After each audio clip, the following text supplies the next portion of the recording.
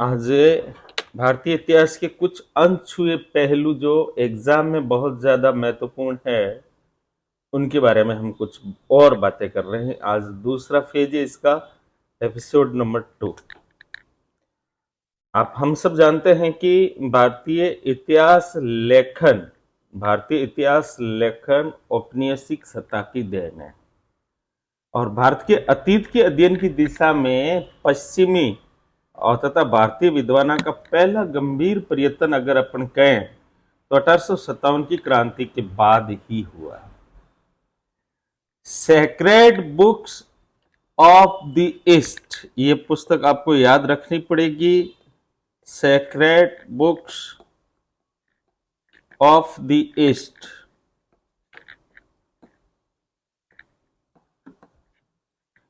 ठीक है ना, कि कुछ भूमिकाओं का अध्ययन कई वर्षों तक चले। इस कार्य का उद्देश्य उजागर करता है क्या कि ब्रिटिश शासकों ने महसूस किया था, क्या महसूस किया था कि भारतीय धर्म, रीति रिवाज, परंपरा, इतिहास संबंधी उनकी जानकारी की कमी के कारण ये विद्रोह हुआ है। इसके अलावा जनता को ईसाई धर्म की ओर आकर्षित करने और इस प्रकार साम्राज्य के पक्ष में करने का काम तब तक नहीं हो सकता जब तक मिशनरी सामाजिक ढांचे में कमजोर बिंदुओं को न पहचान ले। अर्थात कमजोर बिंदु का मतलब भारतीय समाज और इतिहास और परंपरा की वो कमजोर कड़ियां पकड़ ले जिससे मिशनरीज उसको पकड़कर अपने ईसाई धर्म में परिवर्तित कर दें और उससे साम्राज्य का पोषक बना दे। ठीक है ना। मैक्स मूलर के अनुसार पवित्र पुस्तकों की जानकारी, अब देखिए मैक्स मूलर क्या कहता है कि पवित्र पुस्तकों की जानकारी, पवित्र मतलब कि अपने परंपरा ज्ञान, परंपरा की यानी कि वेद, उपनिषद, पुराण, महाभारत, रामायण, इनकी स्मृति ग्रंथ, इनकी जानकारी के बारे में बात बता रहा है कि पवित्र पुस्तकों की जानकारी उतने ही महत्व की थी होती है जितने शत्रु राष्ट्र के भूगोल की जानकारी। भारत के प्राचीन इतिहास के अध्ययन में पश्चिमी विद्वान दो महत्वपूर्ण नतीजा पर पहुंचे जिन्हें मैक्स मूलर के शब्दों में प्रस्तुत किया जा सकता है। उन्होंने 1859 में लिखा, क्या लिखा मैक्स मूलर ने? भारत दार्शनिकों का राष्ट्र है और भारतीयों को राष्ट्रीयता की भावना का कभी अनुभव नहीं हुआ। ये मैक्स मूलर लिखता हो। हम नहीं जानते कि मैक्स मूलर ने अरस्तु के उस सुप्रसिद्ध सूत्र का प्रयोग किया कि नहीं किया जिसमें वो मानता है कि प्राचीन शासन का चरित्र निरंकुश है। ये मैक्स मूलर नहीं, अरस्तु, ठीक है ना। लेकिन उसके विचारा में, मैक्स मूलर के विचारा में 18वीं 19वीं सदी में पश्चिमी देशों के महान यूरोपीय इतिहासकारों ने अक्सर ही प्रयोग किया। गिबन और इतिहासकार है जिसने कहा है सारा प्राचीन इतिहास शौर्य, मानता, पतन, बर्बादी का अंतहीन रिकॉर्ड है। और ग्रीन क्या कहते हैं? पूर्व के साम्राज्य मुख्यतः कर वसूली की संस्थाएं हैं। वे अपनी प्रजा पर अत्यंत दमनकारी शक्ति का प्रयोग करते हैं। वे विशेष और समय समय पर दिए जाने वाले आदेशों के अलावा अन्य कोई नियम लागू नहीं करते, ये ग्रीन ने कहा था। ये जो बातें मैं आपको जो बातें बता रहा हूं आपके इतिहास का शोधन करेगी, इतिहास में आपकी समझ बिठाएगी, ठीक है ना। बाकी आपके पास बहुत सारा ढेर सारा मटेरियल है, वो पढ़ते रहना।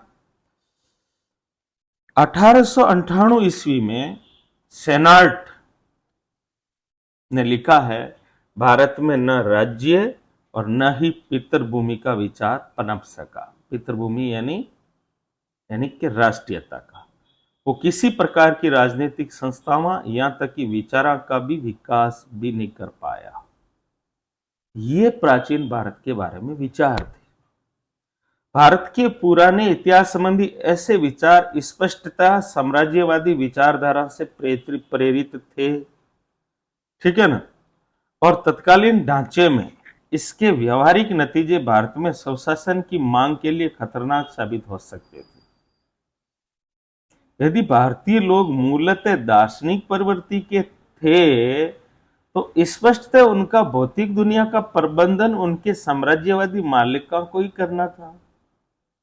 यदि भारतीयों को निरंकुशता की आदत थी और उन्हें राष्ट्रीयता का कोई अंदाज नहीं था, तो ये परंपरा के अनुरूप ही था कि उन पर ब्रिटिश गवर्नर जनरल और वाइसराय का निरंकुश शासन चले। तो वहां के इतिहासकारों ने तो औपनिवेशिक सोच को बनाए रखने के लिए ही बहुत सारी बातें कही।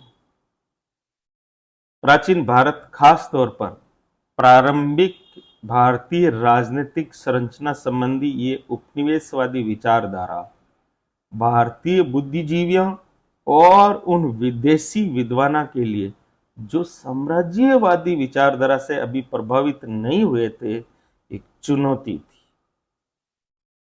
कि इनका तोड़ क्या है। मैक्स मुलर ने कहा था, यूनानी के लिए जीवन और वास्तविकता से अस्तित्व परिपूर्ण था, लेकिन एक हिंदू के लिए एक सपना और माया, यानी कि जीवन मोह माया है। 1889 में इनका खंडन करते हुए महान अमेरिकी विद्वान हॉपकिंस ने कहा है, गैर पुरोहित वर्ग में ये धार्मिक तत्व गहराई से प्रवेश नहीं कर पाया। हॉपकिंस क्या कहता है? गैर पुरोहित यानी कि जो गैर ब्राह्मण वर्ग के जो सामान्य जन था, उसमें ये आध्यात्मिक थॉट प्रवेश नहीं कर पाई, जो मैक्स मुलर कहता है।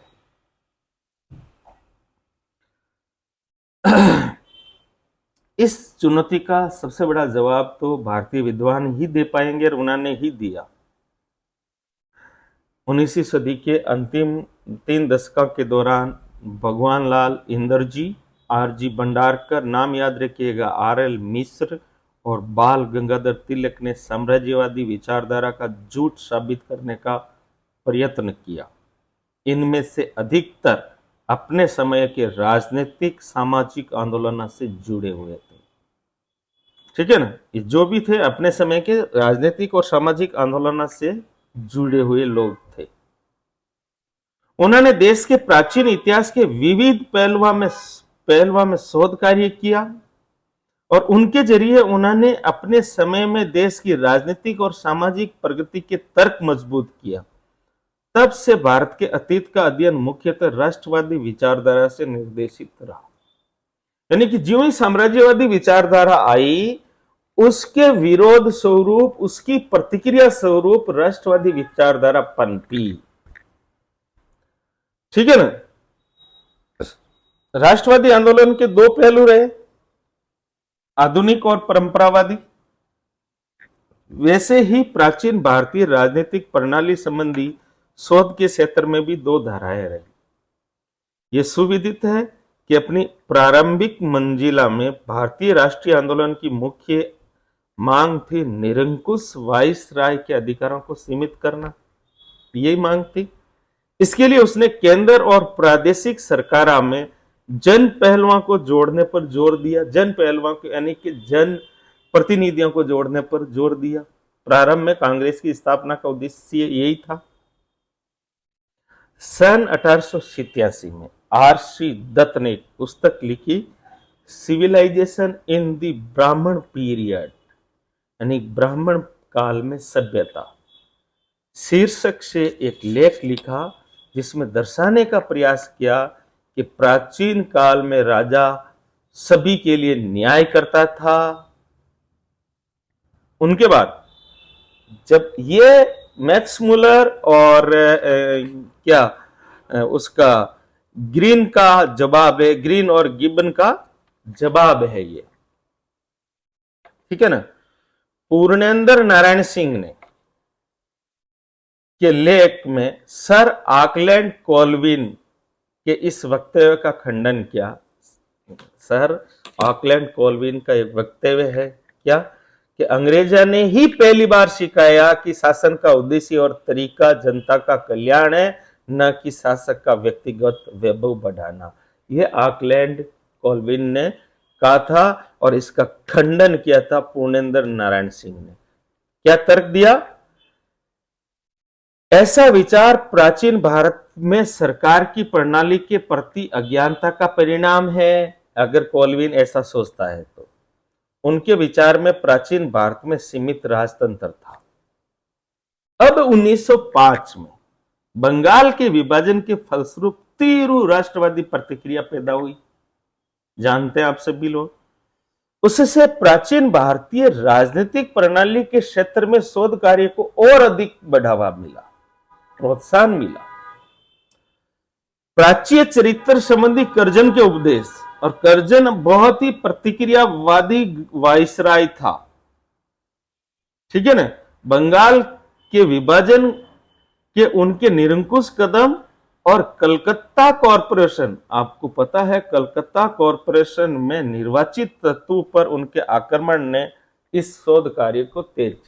अब आपको यह भी ध्यान रखना होगा कि कर्जन ने एक तो बंगाल का विभाजन किया था, एक कलकत्ता कॉरपोरेशन यानी म्यूनिसिपैलिटी में निर्वाचित सदस्यों के अधिकारों को सीमित कर दिया था। यह उनकी प्रतिक्रियावादी तत्व है। मैक्स मुलर उसके थोट में बैठा था, भारतीय अपना शासन करना जानते नहीं है, ना वो हित जानते हैं। 1907 में आर एसी दास ने अपने पूर्व के विद्वान से के विचार अधिक प्रबल रूप से रखे। उन्होंने कहा, एसी दास ने यह सोचना गलत है कि निरंकुश शासन के हिंदू अभ्यस्त थे और यह कि देश में प्रजा का तत्व एक स्पष्ट शक्ति के रूप में कभी था ही नहीं। और क्या कहा? प्राचीन भारत में संपूर्ण भले ही नहीं लेकिन सीमित राजतंत्र फल फूल रहा था। शायद कलकत्ता कॉरपोरेशन के निर्वाचित तत्वों पर कर्जन के आक्रमण को अनावश्यक बताते हुए उसी वर्ष दास ने एक लेख लिखा कि प्राचीन भारत में स्थानीय स्वशासन ब्रिटिश शासन के अंतर्गत वर्तमान से भी बेहतर था। ये एसी दास ने लिखा। किसने? एसी दास ने। ये चीजें आपको ध्यान रखनी है। एक एस अभ्यंकर, एस के अभ्यंकर, बहुत महत्वपूर्ण चीजें हैं, आपको ध्यान रखनी है। एस अभ्यंकर क्या है? इन्होंने चोल प्रशासन संबंधी अपने शोध कार्य किए और चोला का स्वशासन तो आप जानते ही हो, ठीक है ना। तो उन्होंने चोला के स्वशासन और ग्राम पंचायत के विभिन्न पहलुओं को उजागर किया। किसने? एस के अभ्यंकर। फिर राष्ट्रीय आंदोलन ने प्राचीन पांडुलिपियों की खोज को बढ़ावा दिया। क्यों? कि एक्चुअली में वस्तु स्थिति यह थी, हालांकि प्राचीन पांडुलिपियां प्राचीन इतिहास को एशियाटिक सोसाइटी भी काम कर रही थी, परंतु उसका उद्देश्य भारतीय के हित के बजाय औपनिवेशिक हित ज्यादा था। तो भारतीय ने प्राचीन पांडुलिपियों की ओर ज्यादा ध्यान गया। तो 1905 में कौटिल्य की अर्थशास्त्र खोज निकाली गई और 1909 में शाम शास्त्री, क्या नाम? शाम शास्त्री ने इसका प्रकाशन किया। तो प्राचीन भारतीय राजनीतिक प्रणाली के अध्ययन के इतिहास में एक युगांतरकारी घटना थी। इससे एक नई बहुमूल्य सामग्री उपलब्ध करवाई जिसका प्रयोग आधुनिक वाद विवाद का पूर्वगामी राजनीतिक दृष्टांत प्रस्तुत करने में किया जा सकता था। यानी कि अगर कोई कहे ना कि भारत प्राचीन भारतीय में कोई राजनीतिक चेतना नहीं थी, उसके लिए कौटिल्य का अर्थशास्त्र एक महत्वपूर्ण उदाहरण के रूप में उभर के सामने आ गया। शाम शास्त्री ने 1909 में प्रकाशित करवा दी। चलिए 1905 से आगे का काल अतिवादी राजनीति का था, उग्रवादी। हम जानते हैं 1905 भाई कांग्रेस की स्थापना 1885 से 1905 उदारवादी 1905 के बाद उग्रवादी अतिवादियों का काल था।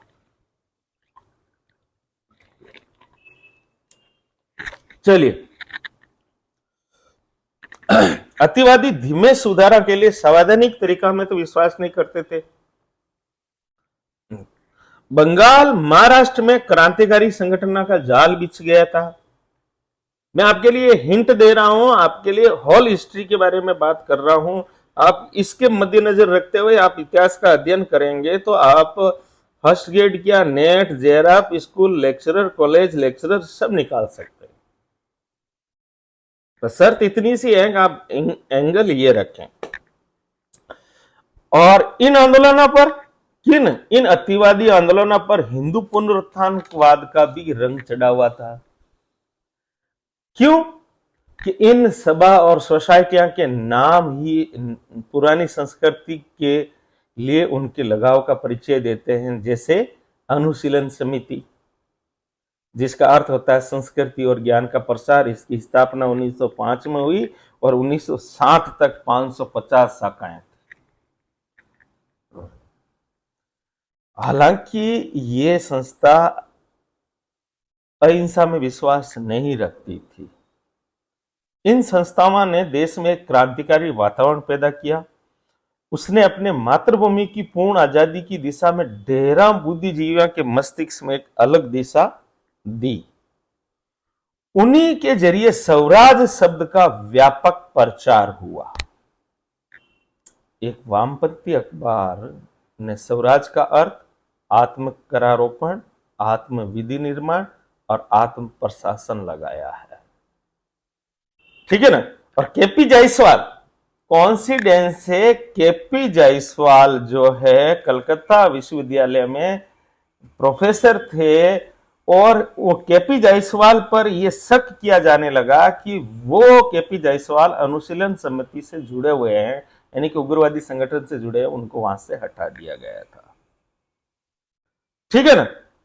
खैर कोई बात नहीं। तो 1912 से 1915 के बीच केपी जायसवाल ने मॉडर्न रिव्यू में बहुत सारे लेख लिखे। मॉडर्न रिव्यू में बहुत सारे लेख लिखे और फिर 1924 में फाइनली इन लेखों के आधार पर हिंदू पॉलिटी करके एक पुस्तक निकल के सामने आई। हिंदू पॉलिटी, ठीक है। और बाद में बहुत सारे विद्वानों ने ये अपने किस्म की पहली पुस्तक माना है। पहली बार उन्होंने प्राचीन भारत में गणतंत्र के महत्व को दर्शाया। किसने? केपी जायसवाल ने। परीक्षा में प्रश्न पूछा जा सकता है। उन्होंने साबित करने का प्रयत्न किया कि प्राचीन हिंदू राजनीतिक प्रणाली आंशिक रूप से एथेनियन किस्म के गणतंत्र से मिलती जुलती थी और साथ ही ग्रेट ब्रिटेन के संवैधानिक राजतंत्र से। बहुत सारी जनसभाएं हुआ करती थी जो राजा की सत्ता पर अंकुश लगाया करते थे। उनके अनुसार ये संगठन आधुनिक स्विट्जरलैंड और अमेरिका में पाई जाने वाली किन्हीं भी संस्थाओं से अधिक विकसित थी। स्विट्जरलैंड और अमेरिका से तुलना करी और उन्होंने निष्कर्ष निकाला, हिंदुओं द्वारा की गई प्रगति की प्राचीन विश्व की किसी राजनीतिक संस्था ने बराबरी नहीं की है। उससे आगे निकलने की तो बात छोड़ ही दीजिए। अंत में वो एक देशभक्त की न मरने वाली आशा प्रकट करते हैं, क्या कि उसके राजनीतिक ढांचे का स्वर्णिम न केवल भूतकाल में था बल्कि आने वाले भविष्य में। उनके निष्कर्ष पूर्ण स्वतंत्रता और भारत सरकार के गणतंत्रीय स्वरूप के लिए ठोस विचारधारात्मक आधार प्रदान किए। यानी कि हिंदू पॉलिटी जो थी वो राष्ट्रवादियों की बाइबिल बन गई थी। वो राष्ट्रवादियों की बाइबिल बन गई थी। जायसवाल के बाद भी बहुत सारे विद्वान आए जिन्होंने बहुत सारे लेख लिखे। Modern review, Hindustan review, Indian activity में बहुत सारे शोध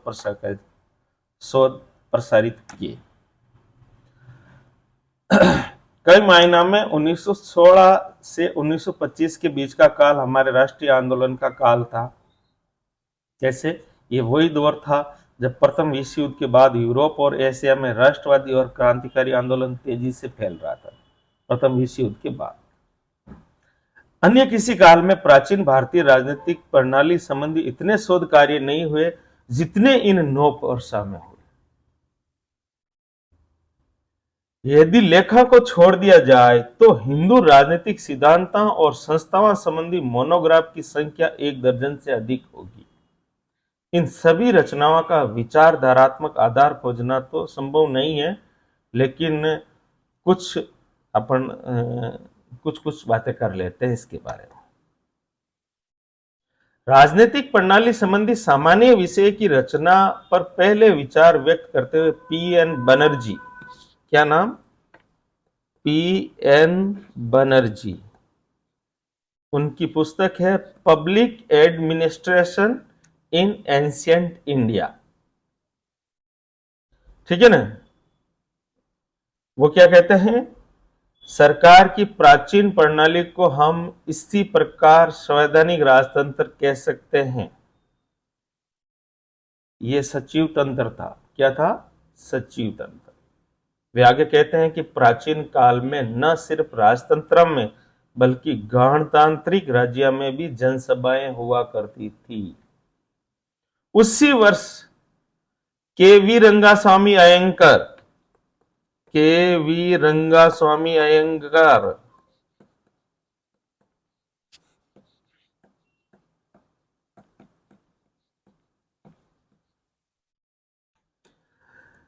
ठीक है ना, एक पुस्तक लिखी some aspects of ancient Indian polity प्रकाशित।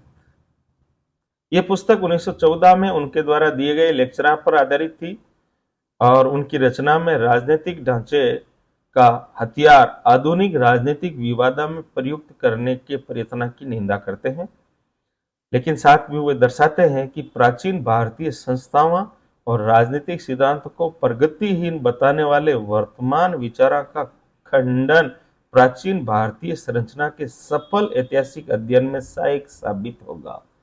यानी कि जो प्राचीन भारतीय राजनीतिक इतिहास को रूढ़िवादी बताते हैं उनका खंडन बहुत जरूरी है।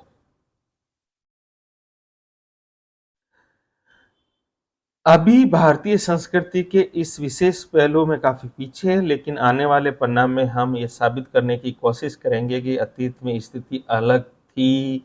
ये बात कहते हैं आर.पी. मजूमदार। आर.पी. मजूमदार की पुस्तक है corporate life in ancient India. RP. Majumdar.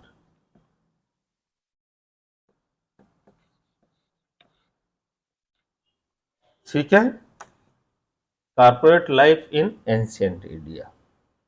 उन्हें यह जानकर दुख हुआ कि यह जानकारी काफी कोशिशों के बाद मिली कि जिन राजनीतिक संस्थाओं को अब तक हम सिर्फ पश्चिम का विकास समझते रहे वे भारत में काफी पहले से ही फल फूल रही थी, जैसे गणतंत्र। वे इस व्यापक विचार की भी तीखी आलोचना करते हैं कि भारत सिर्फ धर्म में ही डूबा हुआ है। उनका शोध दर्शाता है कि धर्म समूची जनता या उसके एक बड़े हिस्से को भी घेरे हुए नहीं था। यानी कि एक्चुअली में सामान्य जनता, प्रेजेंट टाइम में भी सामान्य जनता, कल देव उठनी एकादशी थी, कितने सामान्य जनता उसमें व्यस्त थी, अपनी दैनिक मजदूरी और दिहाड़ी में ही लगे हुए थे। ठीक है ना? फिर शाम शास्त्री की एक पुस्तक है, शाम शास्त्री, वही ध्यान रखना, शाम शास्त्री। शाम शास्त्री की पुस्तक है इवोल्यूशन ऑफ इंडियन पॉलिटी। ठीक है ना? क्या कहते हैं? न तो वैदिक युग में न ही कौटिल्य के काल में राजा के दैविक अधिकार या देवी जन्म की कल्पना की गई थी। ठीक है ना? फिर एक पुस्तक है एन लॉ की पुस्तक है, वो है aspect of ancient Indian polity. ठीक है ना? इसकी इसका भी काफी अच्छा रहा। इसकी भूमिका में किथ कहते हैं, भारत में राजनीतिक जागरण के लिए फलदायी परिणामों में एक ये हुआ कि राजनीतिक तंत्र संबंधी भारतीय सिद्धांतों के इतिहास में दिलचस्पी बढ़ी। यानी राजनीतिक जागरण हुआ तो प्राचीन राजनीतिक सिद्धांतों में दिलचस्पी भी बढ़ी। इस पुस्तक का सबसे लंबा नवा अध्याय the religious aspect of ancient Hindu polity है। बीके सरकार की पुस्तक है। बीके सरकार की एक पुस्तक है।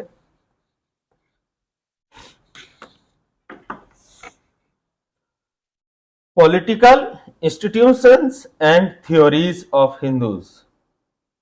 उन्होंने दावा किया कि यह पुस्तक Hegel, क्रूसन, Max Muller, मेनेजोनेट, Smith, Viplavi हरिटगट्टन परंपरागत विचारकों के एशिया के संबंध में जो परंपरागत अवधारणा पर गहरा प्रहार करती है। वो भर्त्सना करते हैं क्या? आज की विकृत और दास मानसिकता में जकड़े एशिया की तुलना उस एशिया से की जाती है जो मानवता के विकास का अगुआ था। हाँ, भले ही आज पिछड़ा हुआ हो, पर इसकी तुलना आप वैसे नहीं कर सकते। धर्म के राजनीति पर प्रभाव के सलाह को नकारते हुए कहते हैं हिंदू राष्ट्र पूरे तौर पर धर्मनिरपेक्ष था। एन.सी. बंदोपाध्याय नाम है, एन.सी. बंदोपाध्याय। एन.सी. बंदोपाध्याय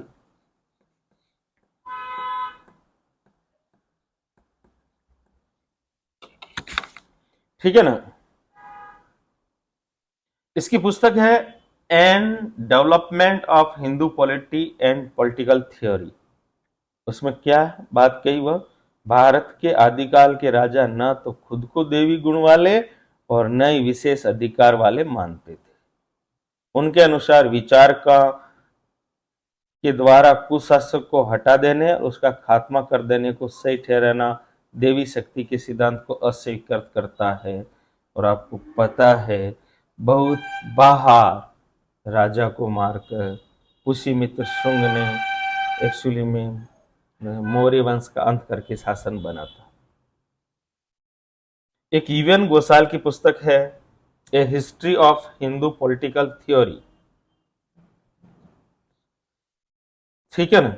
ये मैक्स मुलर और ब्लूमफील्ड के विचारों को गलत ठहराते हैं। क्या मतलब उनके क्या विचार थे? वो याद तो होंगे ना, यानी कि हिंदू लोग अपने व्यक्तित्व में कुछ आंतरिक बनावट के कारण राज्य की कल्पना नहीं कर सकते। उनकी योजना में राज्य के हित की बात नीत नहीं है। यूएन घोषाल, ठीक है ना। उनका फिर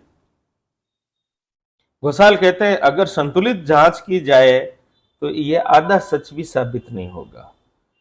फिर डनिंग का कहना है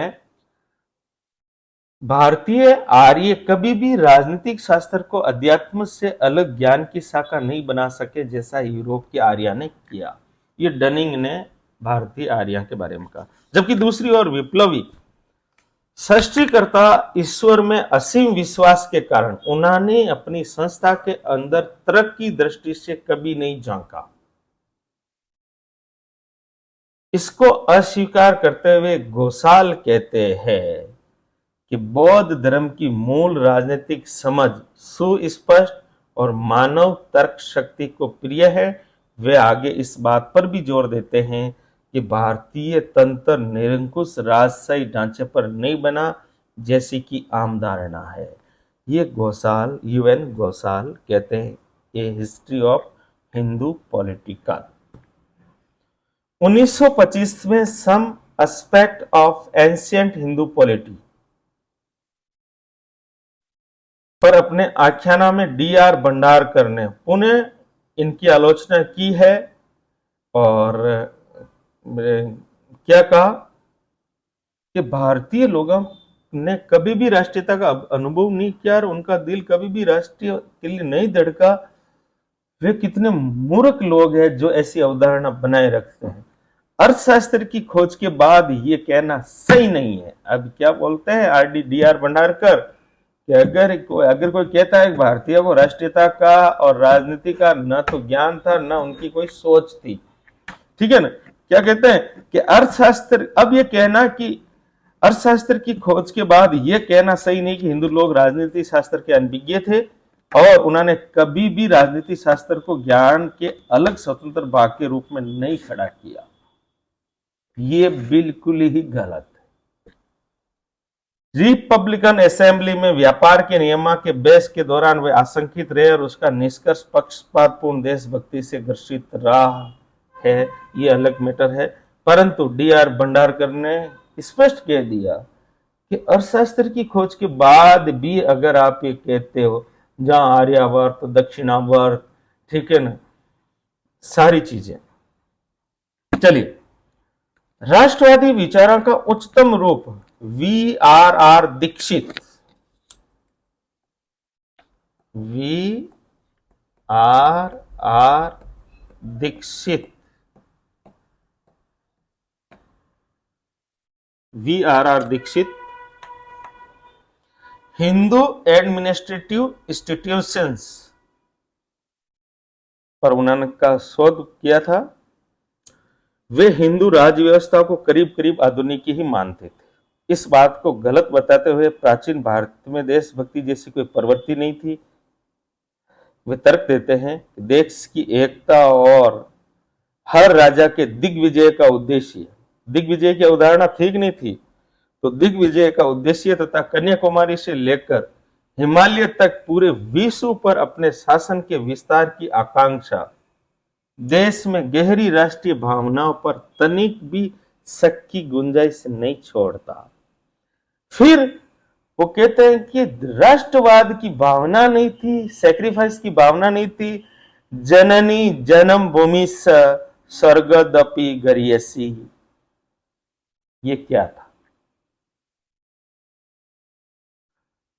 ये भी केपी जायसवाल के सम्मान ही राष्ट्रवादी थे। चलिए, 1916-1925 के दौरान राज्य व्यवस्था पर किए गए कार्य की समीक्षा भारतीय राष्ट्रवादियों को एक सैद्धांतिक हथियार सौंपता है। भारतीय राष्ट्रवादी जो राष्ट्रवादी आंदोलन चलाते हैं उनके लिए एक सैद्धांतिक हथियार कि भाई एक्चुअली में कोई कहेगा आप अपने शासन करने योग्य नहीं है, तो उनके पास ये रिसर्च पड़ी है कि हम हमारा शासन करने योग्य है, हमें स्वशासन दीजिए, हमें प्रांतीय और केंद्रीय असेंबली में हम गैर सरकारी सदस्यों को बढ़ाइए, निर्वाचन को विस्तार कीजिए, ठीक है ना।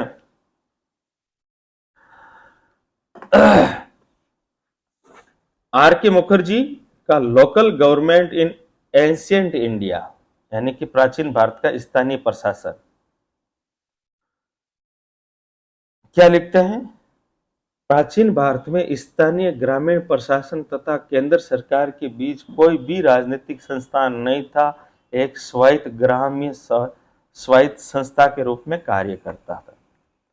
वो भी मुखर्जी भी, एन.के. मुखर्जी भी महसूस करते थे कि भारतीय इतिहास में एकाधिकारवादी संस्थाओं के अनगिनत पुनरावृत्ति को देखना इतिहास की गलत व्याख्या का बड़ा स्रोत है।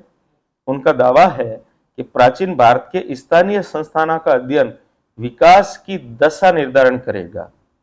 दूसरी ओर इससे जनता को नया प्रोत्साहन और राष्ट्रीय आत्मसम्मान को नया जोश मिलेगा और उन संस्थाओं की ओर मुड़कर देखेगा जिससे उससे विपरीत राजनीतिक माहौल में भी स्वशासन तथा अपने रखरखाव का वरदान दिया। पी.एन. बनर्जी 1920 की पुस्तक है international law and custom in ancient India, यानी कि प्राचीन भारत में अंतरराष्ट्रीय कानून और रिवाज। बनर्जी कहते हैं हाल के साम्राज्यवादी सिद्धांत से प्रेरित होकर अंतरराष्ट्रीय कानून को यूरोपीय राष्ट्रमंडल का एकाधिकार मानते हैं। उनकी शिकायत है कि लॉरेंस जैसे प्रचारक भी भारतीय सेना को असभ्य और अर्धसभ्य समझते हैं। और सलाह देते हैं कि उनका इस्तेमाल या तो जनजातियों के खिलाफ या उनके स्तर के शिक्षित फौज के साथ लड़ाई में किया जाना चाहिए। बनर्जी के शोध कार्य का उद्देश्य अब तक अविश्वसनीय इस तथ्य को प्रमाणित करना था कि प्राचीन भारतवासियों को अंतर्राष्ट्रीय कानून का निश्चित ज्ञान था और उसके अनुसार वो व्यवहार करते थे। क्यों कि मौर्य काल में हम राजदूतों का आदान प्रदान देखते हैं। चलिए,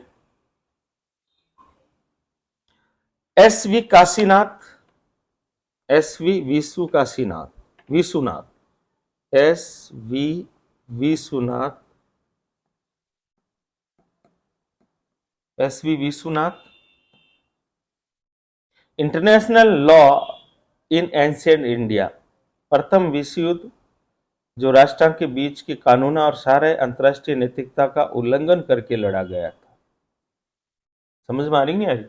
प्रथम विश्व युद्ध क्या, जो सारे राष्ट्रों के बीच में जो कानून है अंतर्राष्ट्रीय नैतिकता का उल्लंघन करके लड़ा गया था, जिसमें फौजी और गैर फौजी नागरिकों को समान रूप से मारे गए थे। इससे बढ़िया तो प्राचीन भारत के धर्म युद्ध थे, जिसमें आम जन की बर्बादी मनाई थी। सूर्यास्त के बाद हत्या नहीं हो सकती थी, निशस्त्र पर हमला नहीं करते थे। ये बात कहते हैं एसवी विश्व काशीनाथ, और कहते हैं कि हमें कहते हैं कि हमें अंतर्राष्ट्रीय कानून की जानकारी नहीं है। 1925-1930 के बीच एंशिएंट पॉलिटी पर किए गए कार्य की संख्या 1916 और 25 के बीच कार्य की संख्या से कम थी थोड़ी सी। 1925 के बाद पॉलिटिक पर कार्य कम हुए।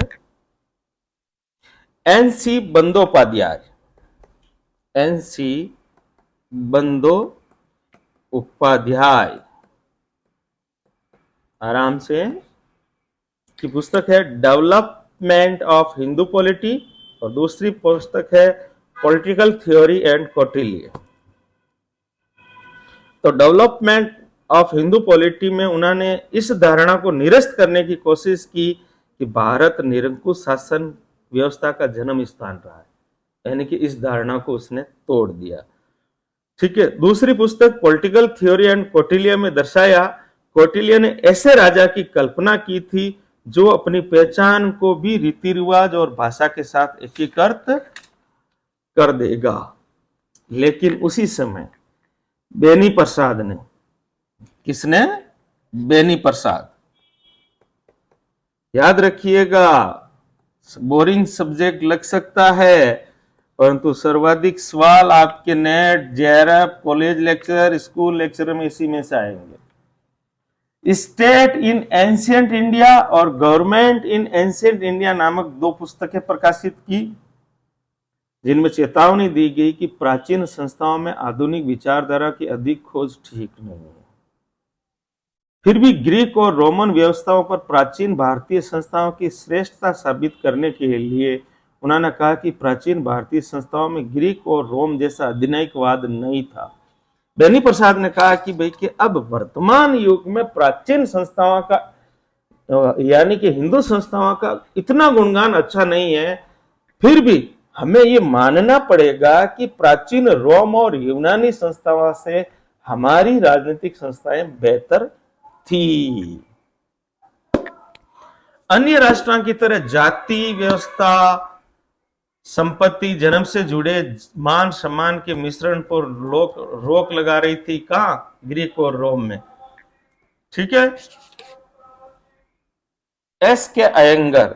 अब क्या है कि इस समय आप 1925 के बाद 1930 के बाद भारतीय इतिहासकारों पर, मैंने आपको पहले ही बताया था कि रशियन रिवॉल्यूशन हो चुकी थी, इस वजह से इन पर मार्क्सवादियों का प्रभाव पड़ने लग गया था।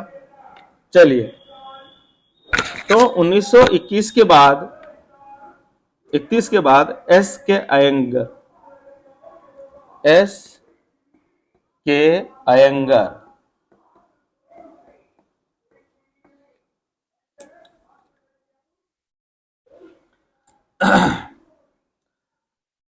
सरकार के भारतीय सिद्धांत को समझने के लिए evolution of the Hindu administrative institutions in south India नामक पुस्तक प्रकाशित की, जिससे कि देश की संवैधानिक जरूरतों को ठीक से समझा जा सके। वे कहते हैं प्राचीन प्रशासन ने उन आदर्शों को जिसे आधुनिक प्रजातंत्र लागू करने की कोशिश कर रहा है निकट से और सही तरह से समझा। यानी कि एस के अयंगर ने कहा है कि प्राचीन काल में दक्षिणी भारत की जो ग्रामीण संस्थाएं थी उन संस्थाओं ने वर्तमान जरूरतों से ज्यादा अच्छा उन्होंने प्रशासन को समझा है। चलिए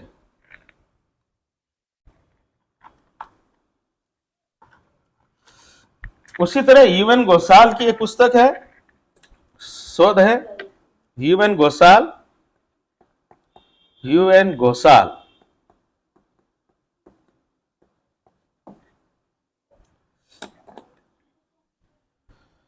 1929 में constitutions to the history of the Hindu revenue system, ठीक है ना, कि प्राचीन काल में बनाए गए कर सिद्धांत यूरोप के मध्यकाल के सिद्धांत से आगे थे और यूरोपीय सिद्धांत विदा के 18वीं सदी के उत्तरार्ध और 19वीं सदी के पूर्वार्ध के सिद्धांतों के निकट थे। उन्होंने कहा, यूएन घोषाल ने कहा कि प्राचीन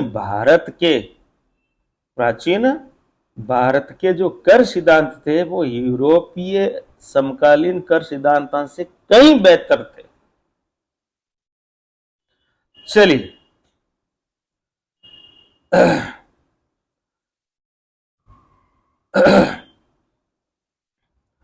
एक पुस्तक है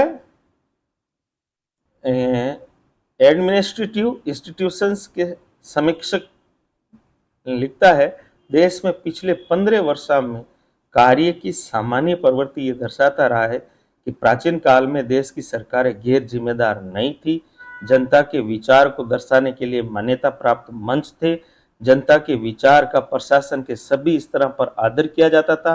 कभी कभी ये इतना उग्र रूप धारण कर लेता था कि राजा को गद्दी से हटा दिया जाता था। इसमें कोई संदेह नहीं है कि राजनीतिक सिद्धांत और संस्थान पर किया गया शोध कार्य ये सिलसिला एक निश्चित उद्देश्य से लिखा गया और इसका उद्देश्य राष्ट्रीय आंदोलन को जारी रखने के लिए ऊर्जा प्रदान करना था।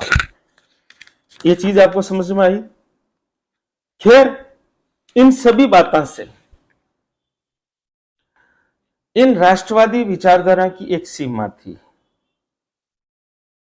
एक तो ये बात सही है कि इसने शिक्षित मध्यम वर्ग को विदेशी शासन के खिलाफ जागृत किया, लेकिन ये उन जागरूक बुद्धिजीवियों को बहुत मुश्किल से प्रेरित कर पाई जो किसानों और कामगारों के बीच सक्रिय थे और 1920 के बाद आकर्षित हुए।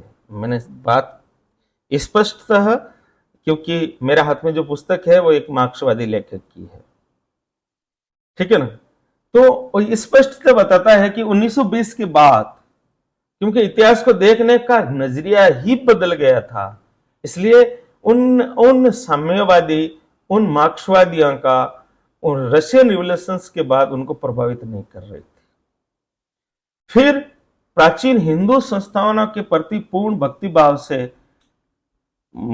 भक्तिभाव प्रकट करना मुसलमानों पर प्रतिकूल असर पड़ रहा था। हालांकि ऐसा जानबूझकर किया गया नहीं था, परंतु हो जाता था। जब आप बार बार मारो बेटो करता है ना, तब मैं समझता हूं कि तुम मेरे बेटे को नहीं चाहते हो, बस, ठीक है ना। फिर प्राचीन भारतीय विद्वान, चलिए कोई बात नहीं, एक चलिए ये छोटी छोटी बातें हैं कि भाई के एक्चुअली में हमने आदिम जनजातियों को समझने पर जोर कम लगा दिया, भारतीय समाज को समझने पर जोर कम लगा दिया। इस प्रकार प्राचीन भारत के राजतंत्र के स्वरूप के बारे में हमने कुछ अध्ययन किया है। नेक्स्ट टॉपिक में हम एक नई सिरे से, नए तरीके से मैं आपको बात बताऊंगा। जय हिंद, जय यथार्थ एज।